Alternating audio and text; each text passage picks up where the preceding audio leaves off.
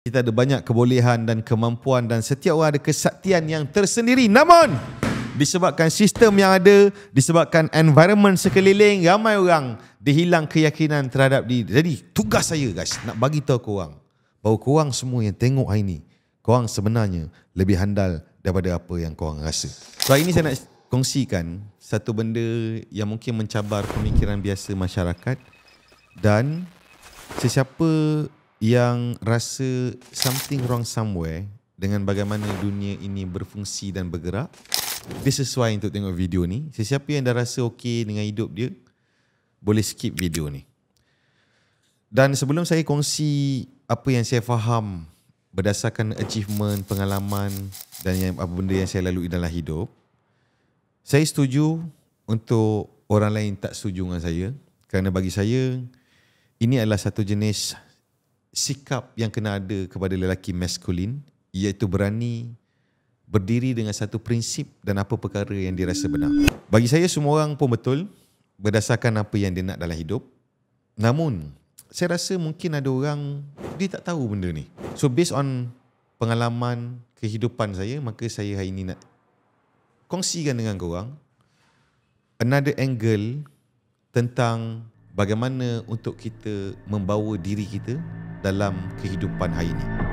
Pertama sekali kita kena faham, 30 tahun yang lalu, so kita semua faham bahawa the only way, satu-satunya cara untuk survive ataupun berjaya dalam hidup adalah satu cara sahaja, iaitu kita kena pergi sekolah, dapat banyak A, masuk universiti, kemudian cari kerja yang secure, terjamin, ada pencen, ada KWSP, kemudian kita pencen, nikmati hidup dan mati. Ini yang kita semua faham. Jadi hari ini based on pengalaman saya nak bagi tahu semua orang sebenarnya ada cara lain, kerana dunia telah evolve dan dunia semakin bergerak. Dan saya tidak nafikan bahawa semua cara ini okey, terutamanya apabila seseorang itu memang impian dan cita-cita dia adalah untuk menjadi orang biasa dan meneruskan hidup, dan untuk meneruskan hidup dengan bekerja. Pertama, kita kena faham sejarah kewujudan sistem formal education yang telah ditubuhkan oleh John D. Rockefeller ketika Industrial Revolution. Matlamat dia memang tegak. So bila dia nak mula explore kilang industri baru, jadi dia memerlukan tenaga-tenaga mahir, jadi dia mencipta sistem formal education, universiti, bertujuan lepas belajar dia orang boleh jadi pekerja. Memang betul tegak. Dan namun mungkin ada orang tak faham, mungkin ada orang tak tahu. Jadi dia melalui hidup dia hari ini adalah based on society, benda-benda yang normal dia nampak. Jadi saya nak bagi tahu korang, sebenarnya kita juga boleh berjaya, kita boleh make a living dalam hidup ni melalui kaedah-kaedah lain, dan kita tetap kena belajar. Yang penting kita kena belajar apa yang kita rasa paling mustahak yang boleh memberi manfaat dan benefit kepada hidup kita. Saya bagi contoh. Waktu zaman kanak-kanak, seingat saya, kita telah ditanamkan dalam minda kita bahawa kita kena ada dan kena pilih satu cita-cita. Cita-cita ni sama dengan kerjaya. Satu kerjaya, satu sumber pendapatan. Kemudian kita pula dinasihatkan oleh orang sekeliling untuk jimat dan simpan, tanpa kita difahamkan tentang bagaimana sistem ekonomi berfungsi. Now, izinkan saya ulas benda ni supaya semua faham. Saya yakin semua orang ada yang dah tahu, ada yang tak tahu. Apabila duit kertas mula tidak lagi disandarkan kepada emas, maka duit kertas ini nilainya boleh dimanipulasi dan akan terus susut nilai dia walaupun angkanya sama. Untuk korang mudah faham, RM50 10 tahun yang lepas dengan RM50 hari ini, angkanya sama tetapi nilainya rasa semakin kecil. Itulah inflasi. Now, bayangkan macam kenapa ramai orang dia rasa something wrong somewhere. Ada orang cakap kerja teruk-teruk tapi duit asyik tak cukup. Walaupun ada banyak punca antaranya perbelanjaan dan sebagainya, tapi nombor satu disebabkan oleh sistem ekonomi ni. Now, kita kena faham, kita tak boleh ubah sistem ni. Cuma bila kita faham bagaimana sistem ini bergerak, jadi kita tahu apa benda yang kita kena mansuhkan daripada otak kita yang telah diprogramkan dalam society kita. Kita selalu dinasihatkan untuk jimat dan simpan. Apabila seseorang tu strategi dia untuk keluar daripada belenggu ataupun cycle keuangan yang tidak ada kesudahan ni, menggunakan strategi jimat dan simpan, sampai bila-bila pun dia takkan ke mana-mana. Kerana katakanlah dia simpan duit, selepas 12 bulan duit itu akan susut nilai dia kerana ada inflasi. Bila duit dia susut nilai, sebenarnya duit dia tidak berganjak ke mana-mana. So sampai bila-bila pun dia tidak akan keluar daripada sistem ini. Jadi sepatutnya bila kita faham tentang bagaimana duit kertas berfungsi, kita kena bagi tahu masyarakat. Nombor satu, dia kena tanamkan dalam minda, dia kena fikir selalu macam mana untuk tambah pendapatan. Korang fikir macam mana logik. Selalunya apabila seseorang manusia buat decision untuk dia pencen, katakanlah sekarang ni umur dia 30, dia ada gaji sekian-sekian. 30 tahun daripada sekarang, umur dia 60. Sama ada KWSP atau pencen. Ramai orang dia hanya kira berapa dia akan ada nanti. Tapi hanya segelintir orang yang kira berapakah nilai yang akan susut dari segi duit yang dia bakal dapat nanti. So apa kesan dia bila duit ni susut nilai? Kos harga barang akan semakin meningkat. Kos sara hidup akan semakin meningkat. Jadi duit dan angka yang sama tetapi nilainya tak sama. Sebab tu jangan pelik kenapa hari ni, saya bukan downgrade orang tau. Kalau korang tak percaya, korang tengok dalam society hari ni. Setelah mengamalkan nasihat-nasihat ini, hari ni ada orang yang dia sudah pencen tetapi duit pencen yang dia dapat tidak boleh membuatkan dia survive dalam hidup kerana cost of living semakin meningkat. End up, walaupun sudah berusia, terpaksa untuk meneruskan kerja supaya dapat gaji bagi teruskan hidup. Jadi apa yang korang kena buat? Kadang-kadang kita ada 30 tahun. Daripada sekarang, semua orang kena fikir macam mana nak tambah pendapatan. So bila kita membesar dengan satu kerjaya, satu cita-cita, kita ingat itulah cara untuk hidup. Tak, korang kena reset. Bila korang dah jadi orang dewasa, korang kena reset. Sebenarnya kita boleh ada macam-macam kerjaya, macam-macam sumber pendapatan, dan kita boleh earn more, dan kita boleh plan kita punya pencen. Dan mungkin ada orang ingat kita kena ikut apa yang sistem diorang create, iaitu kita kena pencen umur 60. Sebenarnya kita boleh pencen sebelum umur 60. Sebab kadang-kadang ada orang ingat dia tak tahu. Dia ingat kita punya pencen ni ataupun hari tua kita ni, kita perlu serahkan kepada orang lain untuk tentukan. Walhal sebenarnya kita pun boleh create kita punya dana pencen kita sendiri. Sebab apa? Sebab boleh. So bila ada banyak benda dalam hidup ni, bila kita didoktrin minda kita bahawa kena ikut macam ni, jadi semua ingat itu adalah satu-satunya cara. Tak, sebenarnya ada cara lain. Kalau kita tengok, bila kita dalam sistem education, bila kita membesar, kaedah dia adalah kita tak boleh salah. Sekolah ajar kita macam tu, universiti ajar kita macam tu. So apabila diberikan soalan, kita kena jawab betul, dan walaupun cara kerja kita tu ataupun jawapan kita betul, tetapi cara kerja kita tak ikut spesifikasi yang mereka set, maka kita tetap tak dapat markah. So apa kita kena buat? Bila kita jadi orang dewasa, kita kena reset mindset ini. Sekolah memang betul sistem dia. Dia memang nak orang jawab betul sahaja. Tetapi kadang-kadang bila orang tu dia tak perasan, dia membawa pemikiran dan mindset ini sehinggalah di alam dewasa. Sebab tu jangan pelik kenapa hari ni ramai orang ada uncertainty. Bila nak buat decision, dia takut dia salah. Sedangkan menjadi orang dewasa, bila-bila masa kita nak buat decision dalam hidup kita, kita kena kira risiko apakah benda yang paling teruk akan berlaku kepada hidup kita, dan kita buat decision. If anything happen kepada decision yang kita buat, katakanlah kita gagal, kita tak menjadi seperti sepatutnya, kita akan belajar benda baru, jadikan pengalaman, dan kita boleh sentiasa bangun dan bangkit kembali jauh. Imagine manusia yang hidup dengan tak berani buat decision dalam hidup. Bukankah dia akan always pilih easy life, benda-benda yang tak ada risiko?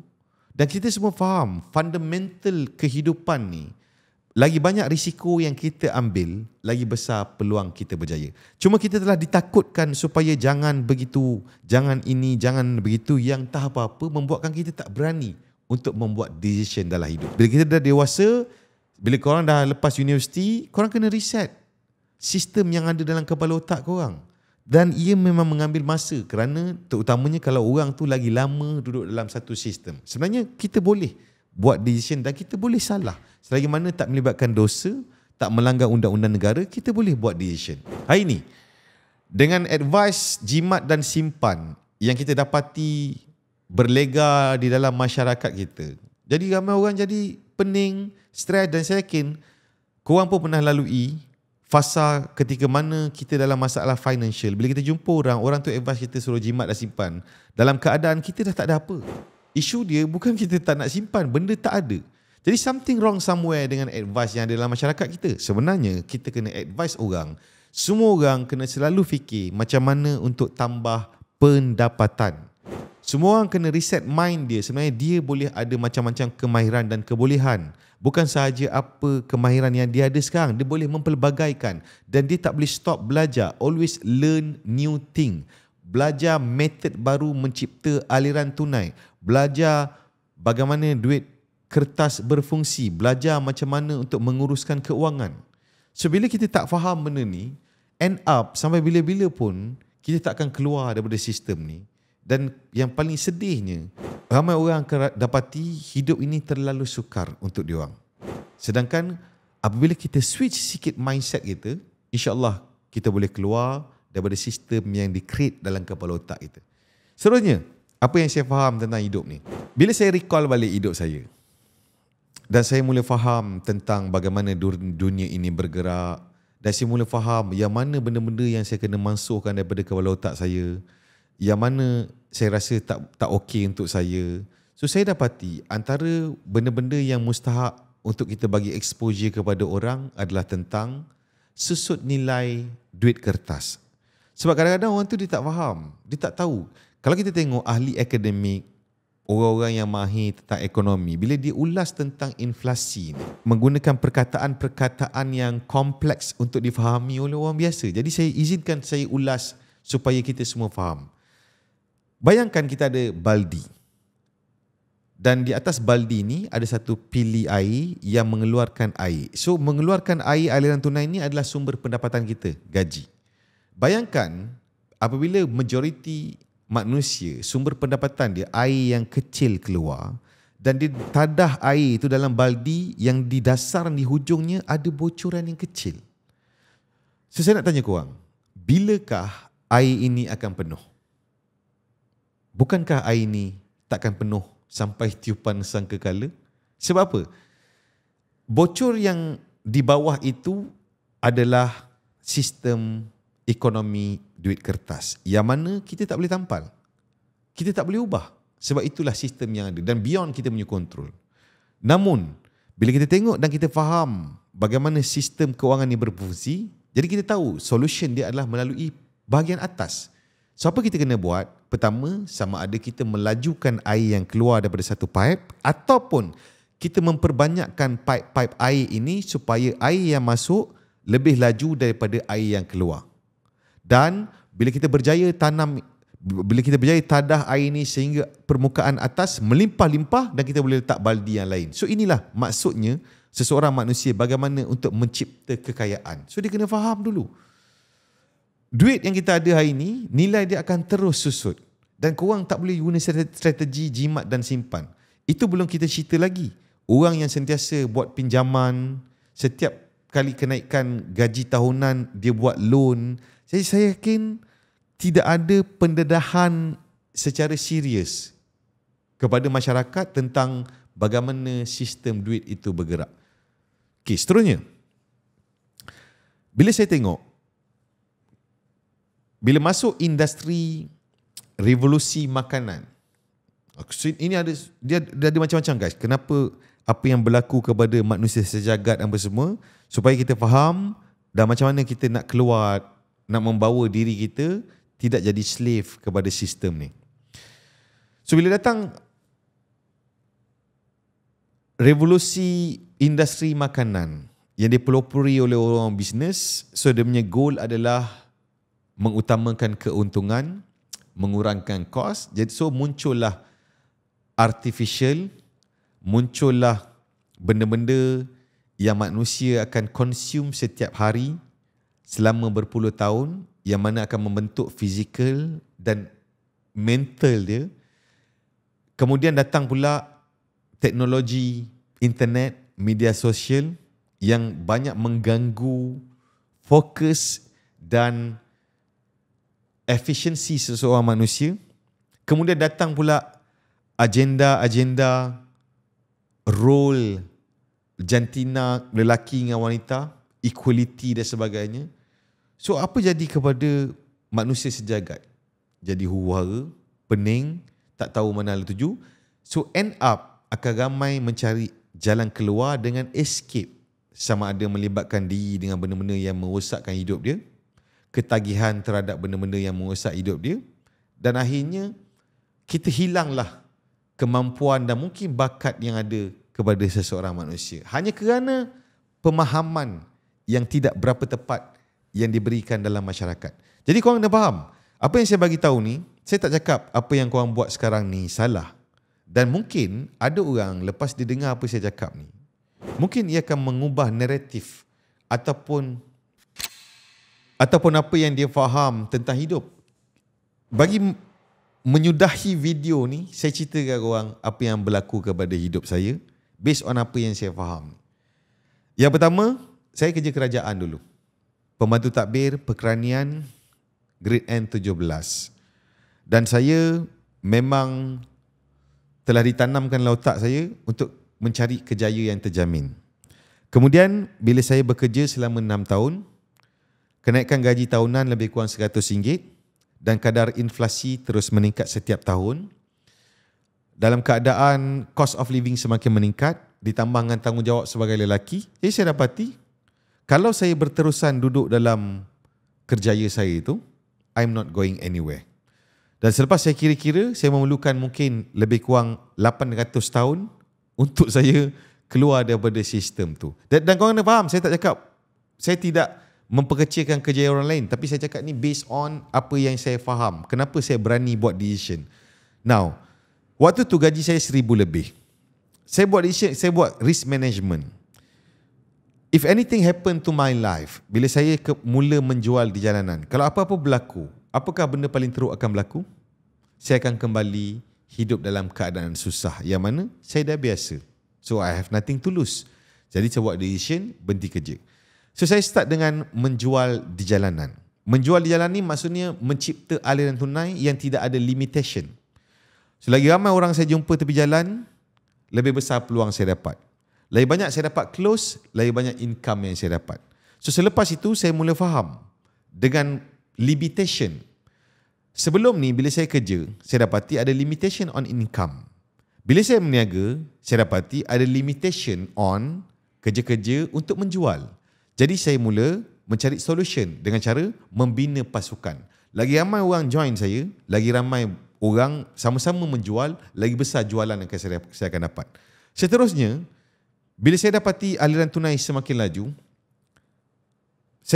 saya mula fikir macam mana untuk menggunakan duit ini bagi mencipta lebih banyak aliran tunai. Ingat tak saya cakap tadi pasal baldi, buka pipe.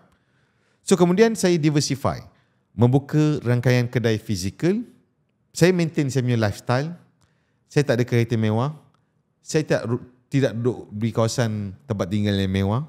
Saya tak makan makanan mewah. Saya maintain saya punya hidup.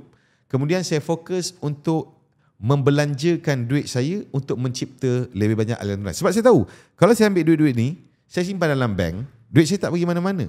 Duit saya akan susut nilai dia. Tapi saya tahu, kalau saya mempelbagaikan aliran tunai menggunakan duit ni, maka duit ini akan terus bertambah, mengalir, bertambah, mengalir. Kat sinilah datangnya aliran tunai. Dan saya dapati, untuk mencapai perkara-perkara ini, manusia itu mestilah mempunyai kemampuan modal insan yang tahap tinggi. Saya ada satu teori. Saya dapati bila seseorang manusia, dia mampu menguasai diri dia, menguruskan diri dia, mendorong diri dia sendiri walaupun tidak ada siapa mendorong, menyemangatkan diri dia, sentiasa tahu apa yang dia nak. Dia punya result dia adalah dia akan menghala ke arah entrepreneurship, menjadi usahawan, mencipta aliran tunai tanpa ada limitation. Tapi bila saya jumpa ramai orang yang ada masalah bisnes, saya train selama 10 tahun, saya develop budak-budak muda, saya dapati 85% mereka-mereka yang ada masalah ini, masalah utama dia bukan sebab apa yang dia buat, tetapi bagaimana dia menguruskan diri dia. So dekat sini bila saya keluarkan balik, kenapa manusia jadi macam ni, tak boleh manage dia punya kepala otak, kejap naik, kejap turun, kenapa tak boleh fokus? So dia ada kena mengena dengan apa yang dia buat setiap hari. Kat sinilah datang tadi apa saya cakap, pemakanan, consume media sosial, mungkin ketagihan porn, energi yang dia ada ni digunakan tempat-tempat lain. So dekat sini datangnya kurang productivity seorang manusia. Dia lost control dekat dia punya kemampuan mental dia. End up, kalau dia datangkan satu kaedah untuk mencipta aliran tunai, dia pasti ada masalah. Jadi itulah apa yang saya nak kongsi hari ini.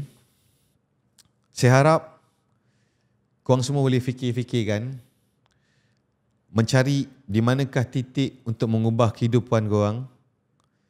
Sebab saya tak boleh ubah orang lain. So apa yang saya bagi tahu ni adalah based on apa yang saya rasa tentang banyak benda-benda yang sepatutnya ada option lain dalam hidup ni. Lagi satu. Sebab ni saya punya video, jadi saya boleh cakap berapa lama saya nak. Kodak pun ada lagi. Lagi satu. Kita telah diprogramkan minda kita dengan sistem pinjaman yang ada hari ini. Kalau nak beli rumah, buat loan 35 tahun dan secara tak langsung seseorang manusia dia akan faham bahawa dia akan duduk satu tempat sampai 35 tahun. Okey? Sebenarnya itu betul. Dan ada satu lagi option. Kita juga boleh duduk di macam-macam negeri, macam-macam daerah, macam-macam negara dalam tempoh 35 tahun.